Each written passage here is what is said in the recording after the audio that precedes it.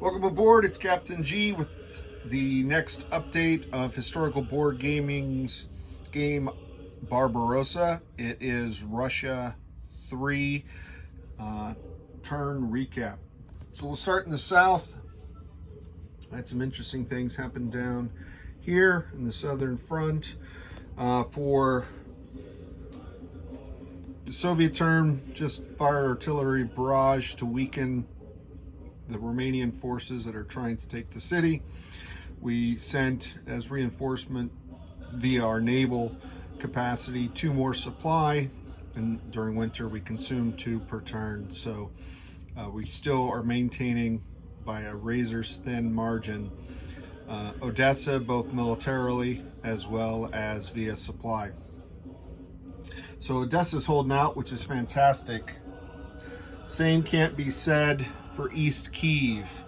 My plan to liberate required 2 movement by ground forces out.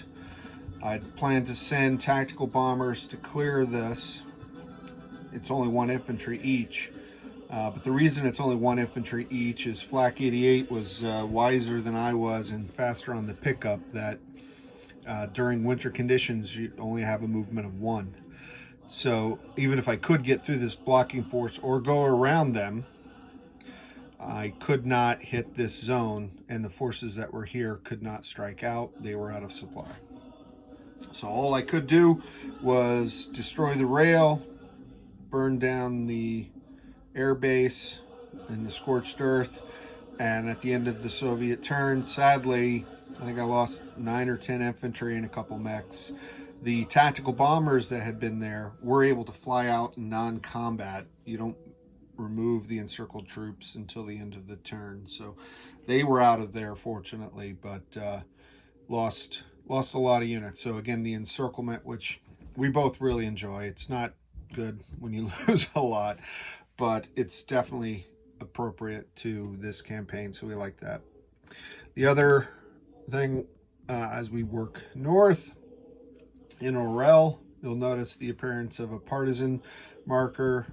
Flak 88 did do a strategic retreat back here, left this open. It's not like he left one of his behind the lines zones open. If this reverts to Russian, what's the difference? And the railroad's already destroyed, so there's limited impact the partisans can do when they're in front of the lines as far as destroying infrastructure or blocking supply coming through. He's not getting his supply from this direction, so this really doesn't do any damage for him. But next time, if he doesn't move in, and I don't, then a second partisan appears, which basically becomes an infantry similar to Global War 39, and we'll get control of the zone back again. As we continue to move forward, we reinforced Smolensk. This is the Smolensk front headquarters here. So we have in there 20 infantry, 4 armor, 3 artillery, and a couple tactical and more supplies.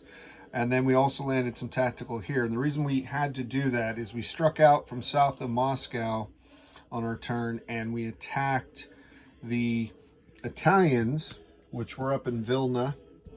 I think on the German turn I mistakenly showed them here, but they were in Vilna. So I sent 1 after the rail and got a hit, so again destroyed the rail capacity in this zone. And then the other 5, because I sent 6 the other 4, I sent 5 here, 1 here, and I'll get to that one, to go after his train and his supplies, and they all missed. It was sad. I think I rolled 8, 9, 10, 11. And if I had sent 1 more, I probably would have rolled a 12. So that was a swing and a miss, and they only had enough air to land, and I split them up between the 2 city zones. The last one cleared out this zone just as a strafing fire, because I wanted to, my intent was to just make sure he didn't have a lot that could move into here. He only had 1 infantry, but I didn't want him just attacking air, and I pulled some of my defenses from south, moved them north. All right, and then in the far north, the frozen lake allowed me to move the 6 infantry that were in Barbarossa, walk them across the lake, reinforce the production. We repaired the factory and produced more infantry, more artillery. We've got 4 supplies there so we can hold out. We're not completely surrounded. And we did some artillery barrage fire into the German zones and cleared out in this northwest corner of Leningrad all of his infantry and started hitting some of his mechs because he's thin in cannon fodder right there. But still, that's a lot of steel. A lot of steel in these 2 groups, and they represent well, they're represented by these 2 task force markers and 2 German commanders. So that's the end of the turn. I did send a train here to Stalingrad.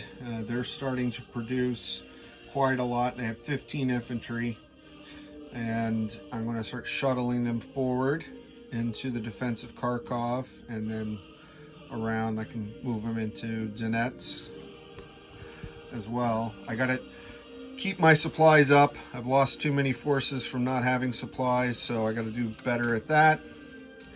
And with Moscow here, I'm within truck range, even in winter, almost only in winter, to cross the frozen lake and keep Leningrad supplied.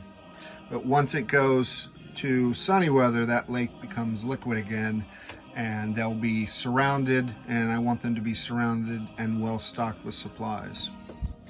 So the combat initiative roll was close again. The Germans rolled a 10, the Soviets rolled a 9. So once more, as we go to the turn 4, which is November and December of 1941, Flak 88 retains the initiative, and we got, unsurprisingly, winter weather. So early winter, heavy winter again. So next up will be the Axis, and November, December of 1941. This is Captain G on behalf of my partner, Flak 88, over and out.